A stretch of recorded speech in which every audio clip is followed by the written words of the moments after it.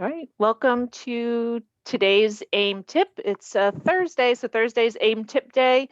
It's April 15th, and we're on to AIM tip 6, which is about data collection and data use. So I'm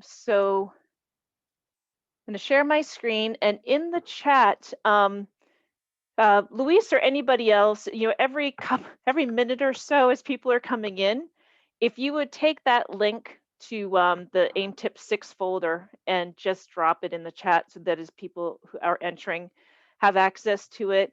In the AIM Tip 6 folder, you'll find today's PowerPoint as well as a document that has the K-12 critical components of the quality indicators available. So let's get to putting data to work.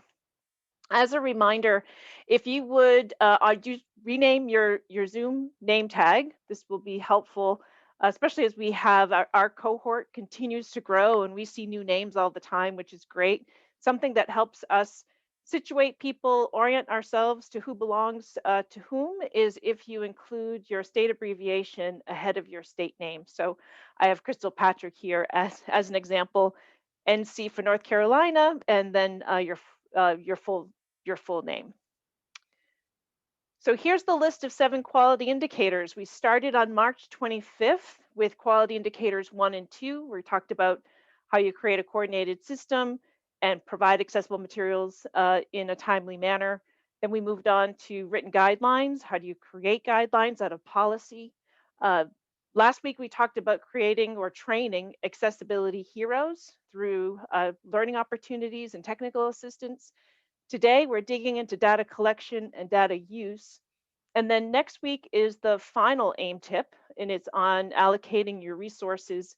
We're going to take a little bit of time at the end of today's tip to look ahead to next week because there are some things that you can do to prepare, some people that you might want to talk to about what are the resources that are available in your state to your district, most specifically related to the Rescue Plan Act, around some funds that are coming available, and is there some opportunity there for your state or your district? And I'm actually going to be taking time off next week, so your very own Luis Perez is going to be your tour guide for allocating resources next week. And as a reminder, remember that for each of these tips, there's an accompanying learning experience story from a number of other states. So from 2019, this was, I believe, Florida. Kay Ratzlaff, who some of you I know Kay. She runs the Florida Instructional Materials Center, and Florida has an exemplary system for tracking data both in collection and use, really specific to Braille and students who need Braille. But it is a system that can be replicated for other purposes, and Kay provides a demonstration and a tour of their database, what they collect related to the provision of high quality accessible materials and the timely manner, and really also how they track our students using those materials in an effective way. And then the other person who provided a story for this webinar was Daniel McNulty of Patents in Indiana. And that was a very different story. Daniel was talking about how Indiana uses their data around professional development and training and how they track the effectiveness of the training that they provide to teachers throughout Indiana when it comes to AIM. So if you haven't looked at these tips through the lens of what the previous cohort learned through the quality indicators, take some time and go back and look at those. For 5 and 6, we have the statements. Cynthia, I have a question. Absolutely, Deb. This is Deb. Oh, you knew that. I did. We haven't started to dig into the AIM pilot. We're on the verge of that, but I'm wondering if some of these resources can also be linked in there for when people are having these discussions. Are they already embedded? I don't know that those webinars are embedded, but that's a really good question. The stories are. So the stories that the states were telling back in 2019 through these webinars, what they learned from the quality indicators. So for example, in the pilot under quality indicators 5 and 6, you'll see the Florida Instructional Materials Center as an example. we've Okay, talked a good. lot That's about what I'm Texas. asking, because Yeah. having all those things in one spot is helpful for districts as they're exploring that to jump off if they need to. Thanks. Yeah, absolutely. But that's a good point, Deb, because I do not think that the actual webinar recordings are embedded, or links to the webinar recordings are included in the pilot. And that would be something for us to think about. So thanks for that. So we're going to review this. Start with just reviewing the statements for each of the indicators related to data collection and use, just to orient to these particular, before looking at the critical components that relate to them. And then we're going to break out, similar to what we did last week, where you can choose a particular critical component to dig into a little bit more deeply with others who share an interest in learning more about how that particular data collection strategy and use may help within your state, may inform, or your district, and may inform how you take your next steps and be useful in your goal setting and your activities. So the distinction, obviously, between 5 and 6 is really 5 is best practices related to collecting the data. And as you can see here, the coordinated emphasis is there that it's both the state and the school districts working in coordination, that the data collection process is secure, that it's systematic, it's well understood. Of course, this can go back to quality indicator 3. Is the data collection process documented? Is it part of some written guidelines? That the data are collected in a way that is in a process to monitor and evaluate equitable, timely provision and use of, again, remembering we're talking about high quality, accessible materials and technologies. And then in quality indicator 6, it's about the use of those data. So there's a plan in place that both the state and the school districts understand, and that plan is to securely use the data to guide changes for continuous improvement in all areas of the systematic provision and use of high quality materials and technologies, accessible materials and technologies.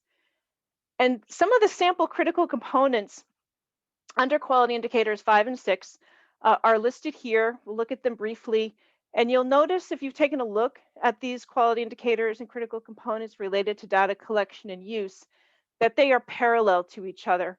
So quality indicator 5.1 is all about making sure that there's some data collection around procurement for accessible technologies and digital materials from the beginning. So when a district or a state is going through a procurement process with a vendor or a publisher, that accessibility is part of that process. So whether it's a learning management system, or whether it's a new curriculum or an app, anything that's going to be procured and distributed widely across the system, that accessibility be part of that process. So under quality indicator 5.1, there are some suggestions for what to include in that process. So for example, in the procurement policy, does it include that section 508 and the web content accessibility guidelines are included? Is there somebody who's tracking when something is accessible that's purchased, when something is not accessible, create a roadmap to improve accessibility? And is there somebody who's tracking communication with vendors around the extent to which accessibility is considered as part of the process, and commitments from those vendors around improving the accessibility of what they're making available? And then 6.1 is the parallel of that how is that data being used to improve the procurement of accessible materials and technologies over time? Another critical component, 5.2 and 5.3, in parallel, 6.2 and 6.3, is about tracking the quality of the accessible formats that are procured for students who need them. So thinking about 5.1 and 6.1 as the system's procurement of accessible materials and technologies as a priority. And then 5.2, 3, and 6.2 and 3 really narrow in on, okay, when textbooks are purchased in a print format, for example, or when digital instructional materials are purchased and it's clear that those static text and images aren't going to be accessible for students who use screen readers or switches, or students who use text to speech, when that becomes apparent, what's the system in place to make sure that accessible formats of those materials are provided in high quality and in a timely manner? So there are two things to think about with that. One is who's tracking the quality of what's provided to students, and then who's tracking how effectively are students using those accessible formats. 5.4 and 6.4 is about preventing disproportionality. So ensuring that, within a system, that the demographics of students and the disability categories of students who are receiving accessible formats is really reflective of the population. So it's not just, for example, students who need Braille, or it's not just white students, or it's not just students from a particular socioeconomic status, that really the, the representation of students who are receiving accessible formats really are representative of the community. And then 6.5 is about using Part B IDA data. So you'll see there's no critical component under quality indicator 5 for using IDA Part B data because you're already collecting those data. So IDA Part B is really about child count, for example, the educational environment, whether students are in general education or special education and the proportion of time they're spending there. It is about assessment data, um, discipline data. So you're already collecting those data. 6.5 is about might you use those data to inform who's receiving those accessible formats, and what does that data tell you about the progress that students are making or lack of progress that students who need accessible formats and accessible materials and technologies may be making. So I'm going to pause here and hop over to the quality indicators document. And if hopefully everybody still has the link in the chat to the AIM Tip 6 folder. When you open the document, and you may see that this is a little bit different. We're really excited that the downloadable guide to the quality indicators now available on our new website. So this is the document when you go to our website to the quality indicators and the K-12 critical components, and you can download the guide. This is the guide that you'll download. Quality indicator 5, you'll see that 5.1, this is what I was referring to about procurement. 5.2 is about, and 5.3 about the quality and the use of accessible formats. And 5.4, looking at that disproportionality. And then under data use really is the parallel of quality indicator 5, but really reflecting how are those data used to ensure continuous improvement. So let's take about, about 3 or 4 minutes. And if you would just take some time to look at quality indicators 5 and 6, think about which one of those would you want to explore some more in collaboration with some others, people from other states and districts, to think about within your setting, in your state, in your district, how might you use that critical component to help support improvement in data collection and data use.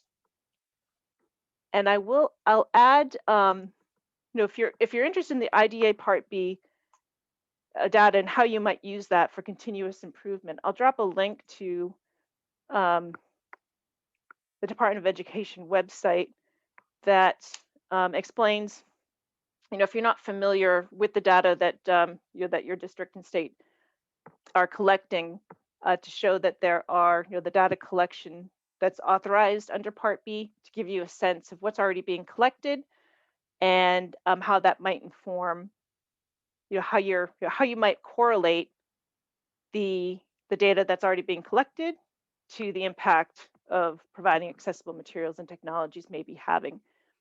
And you'll see in the quality indicators that we really focus on what can you learn from assessment data and what can you learn from discipline data. So take a few minutes, and then I'm going to have, similar to last week, a separate room for each of these components that you can choose from.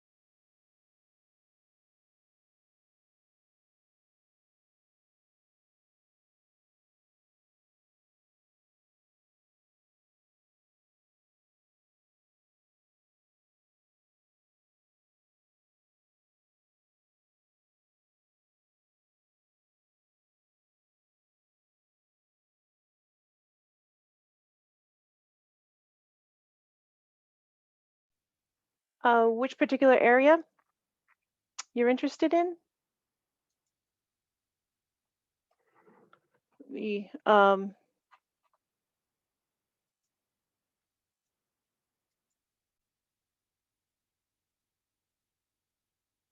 so hopefully you see, and it looks like there's some, uh, oh no, I think this is working. So does everybody see 5 rooms? So there's procurement data, quality of accessible formats, use of accessible formats, preventing disproportionality, and correlating with IDA data. So those are the choices. Um, I will say that there are, let's see, there are 15. So really there are only, because Luis and I make up two of the 15.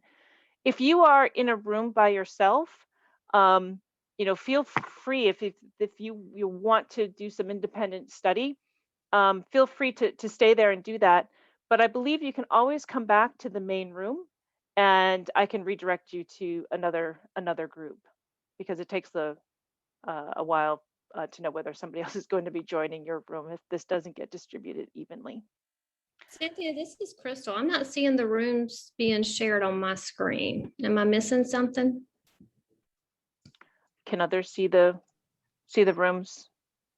I don't see them. Okay. Okay, so let me.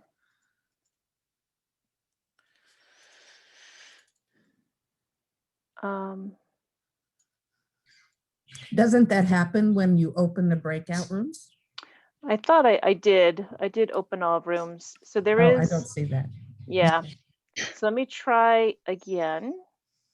Deb, it's probably just our juju from the last Zoom meeting. I didn't do any smudging in between, so you're probably right. Cynthia, I see an option to assign people, so maybe there's a box that allows them Oh, to I know what select. happened. Yep, I think all right. So allow participants. Yeah, because I was just That's moving it. some breakout rooms. All right, so I'm gonna not choose that. All right, now you do see that now. Great. If you don't see it, let me know. I do see some people are starting to choose a room, so I know some people can see it. If you can't, let me know. Where are they? Yeah, I don't see it. I don't see it. I thought we You did. have to click on where it says breakout rooms. And one thing I have found in other Zooms, that if you haven't updated your Zoom lately, you may see things differently. So a reminder to update Zoom, but I think you have to click on your toolbar where it says breakout rooms, right? Yeah, and if you don't see that, let me know. Just let me know which room you want to go to, because I can send you there directly. So if you don't see, just let me know your name and which room you want to join. Hi. Constant to begin the procedures to integrate word prediction in. So I'm just want to say that these conversations are starting, but boy, they're starting to happen too. Yeah, yeah, and it's about time, but it's not evenly it's not evenly disseminated, the information and what's possible. So we'll work together to improve that. Thank you, Deb, for for sharing the assessment piece. I figured that we could, I'm not sure how this is going to go, but I wanted to give everybody maybe another maybe 5 minutes to choose a different critical component to look at, and then come back together, a brief share out, and then look ahead to next week's allocation of resources, because we do want to give everybody a little bit of, it's not necessarily an assignment, but an option to do a little bit of preparation for next week's tip. So I'm going to try to open all of these rooms again and see what happens. Currently what I'm seeing is that you're all still in those rooms, but clearly you're not. Let's see what happens.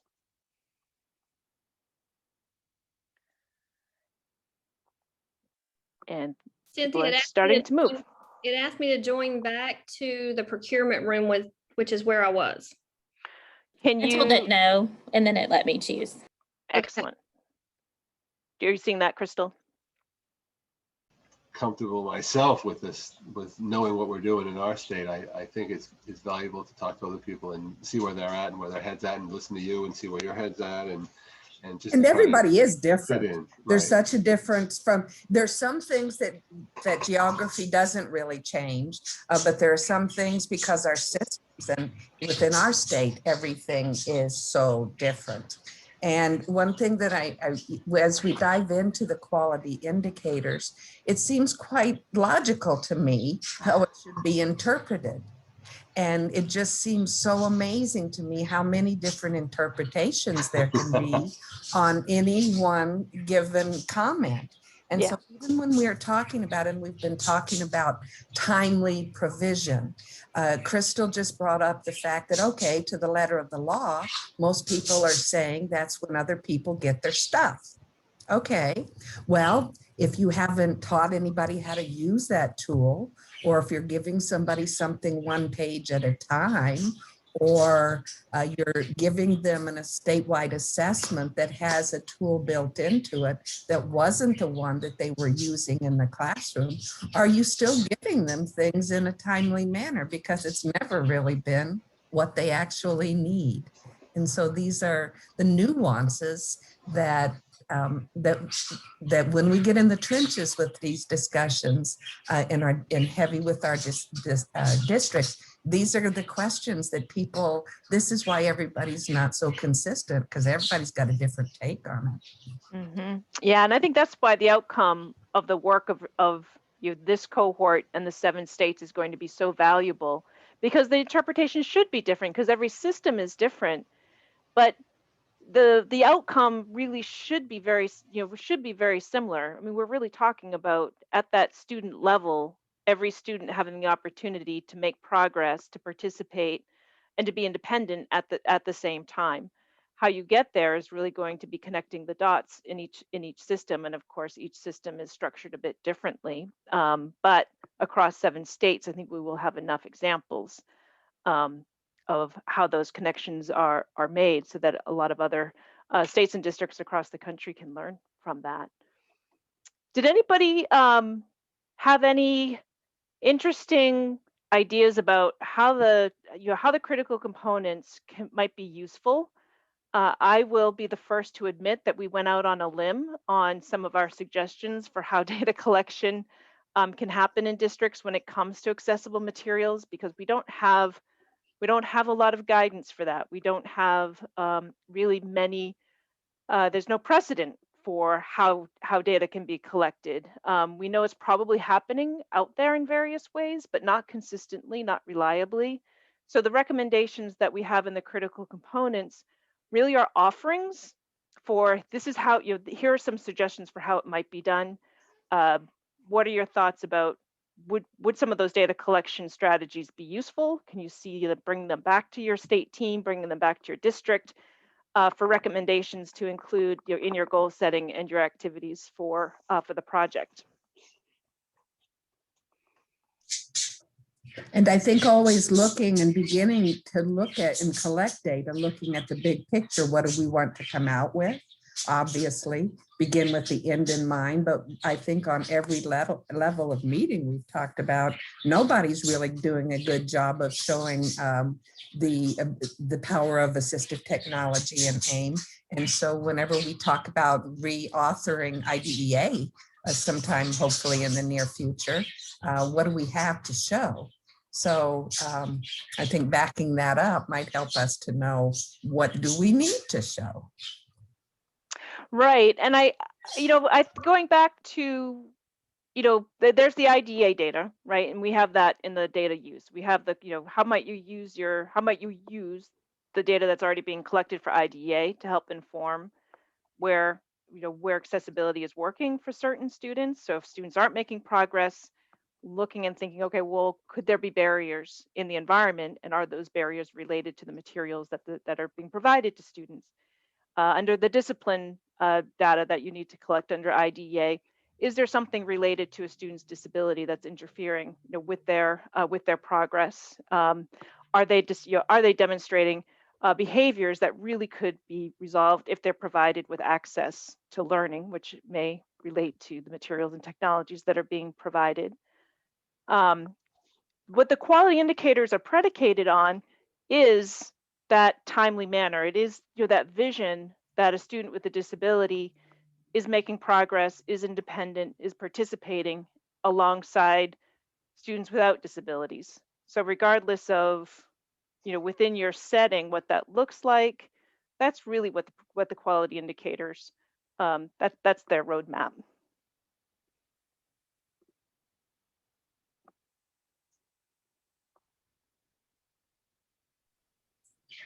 And that's good, because if you left people to their own devices to make something so abstract, they can't even come up with those topics that you've already laid out there. So it is important.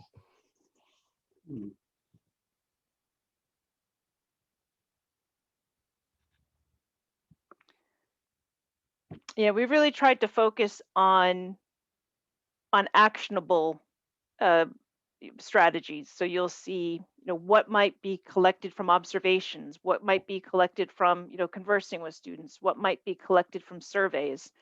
And these would be from teachers, from the students themselves, from families, employers. So if you have, you know, students who are in the community working and they're using, you know, their accessible materials and they're using AT, you know, across environments, you know, whatever whatever you know, the agency, whether it's state or local, you know, whatever the goals are to support learners, you know, is there evidence that accessible materials and technologies is contributing to their success or not? So that's what we were really focusing on. You'll see observing, conversing, surveying. We focused on, of course, starting at the beginning, what's being procured. Is there a way to collect data on the extent to which what's being procured is already accessible? Tracking what is accessible, what's not, so that a district can be prepared to make accommodations in a timely manner for students who may experience barriers with something that's already been procured for the system. So, you know, we know that this is hard, that data collection and data use is very challenging, but we tried to stay focused on what's actionable. Even though it requires coordination, it requires, you know, policies, it requires granted a lot of creativity and perseverance, but we really tried to focus on some of those things that, you know, given that level of coordination and commitment, some things that might be possible.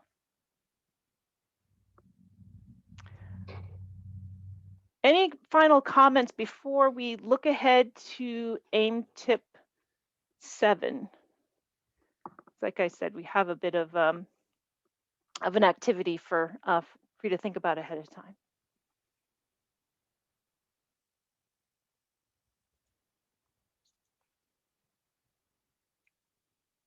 All right, so let's just jump right over to looking ahead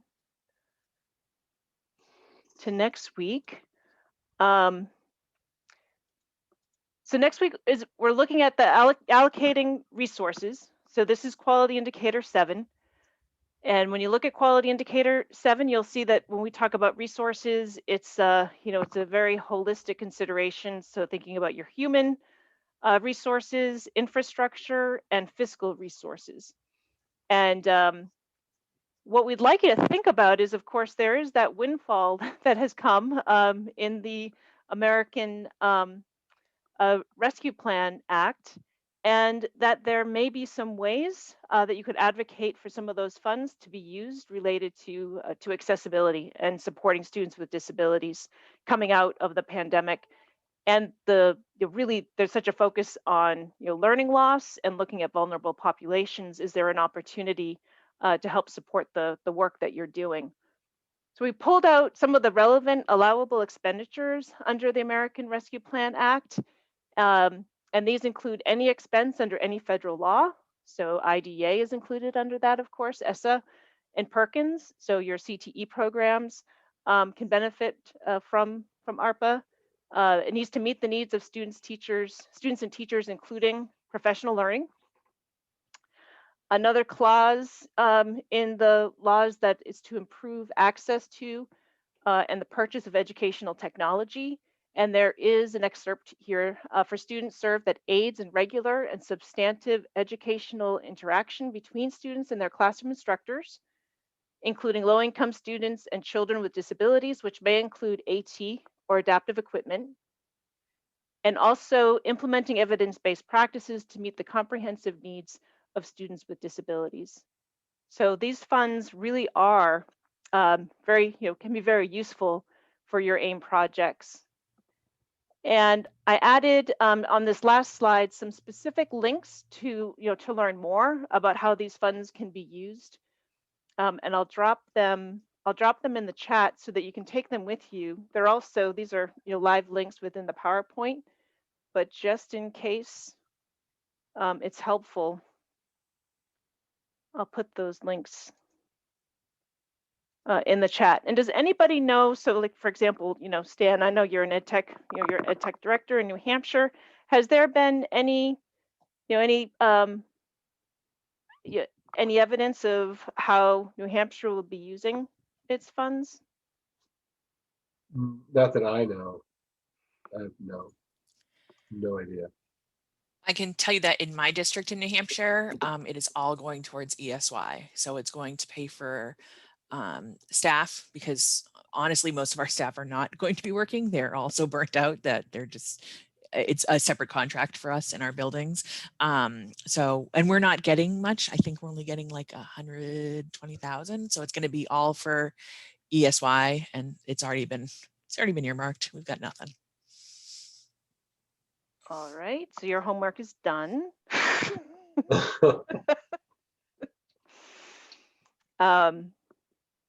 Anybody else?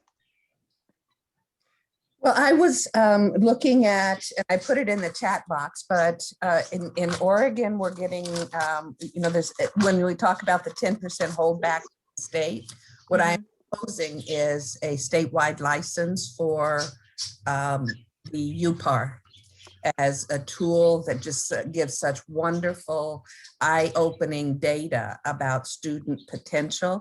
And because it is not dependent on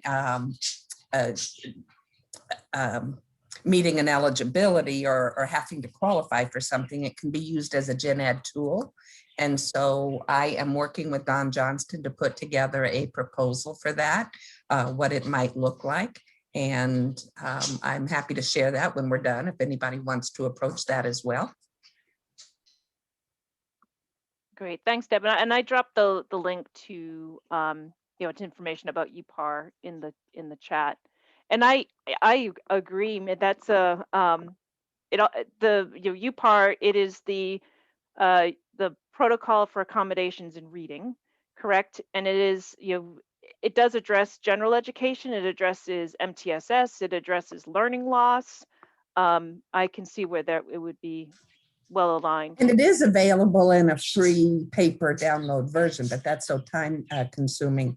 And I've done pilots with it with small groups in the learning classrooms, alternative behaviors, and the data that you show, whether a person learns best when they read it themselves, when they have a text or a computer voice, or it's something like Learning Ally. And the data is amazing. I'm not here to sell it, but there is only one vendor for it. So that makes it easier. You don't have to go out and find a lot of competition. But I have seen kids who could barely sit still at the second grade level. When they had a computer reader, they sat still longer. I mean, this is just in the test itself. And then they were able to comprehend. One student could 8th grade level when he was hearing it.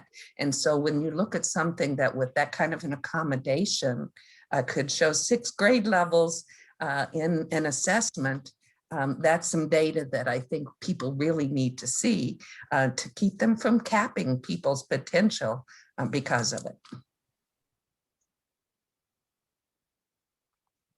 Great, thanks, Deb. All right, so we are approaching a minute before the top of the hour. Louise, did you want to say anything looking ahead to next week? keep those ideas coming. So you have a week.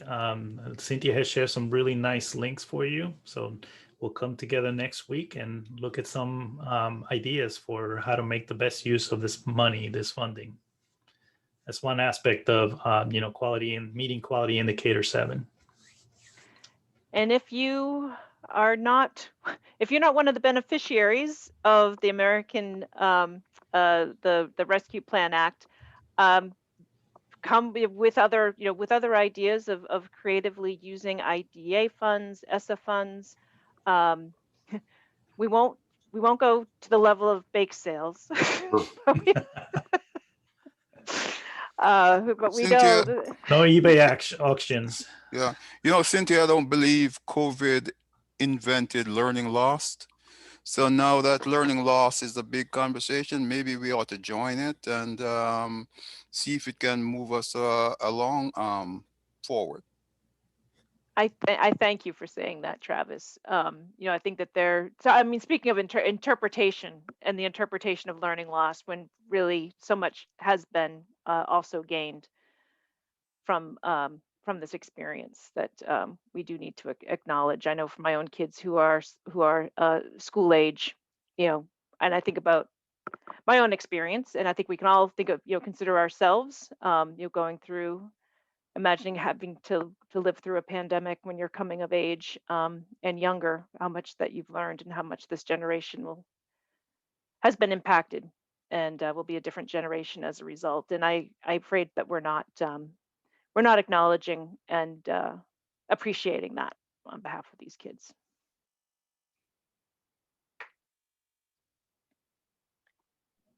Right. Thanks everybody for your time, and enjoy next week's tip. I'm seeing everybody. Thank you.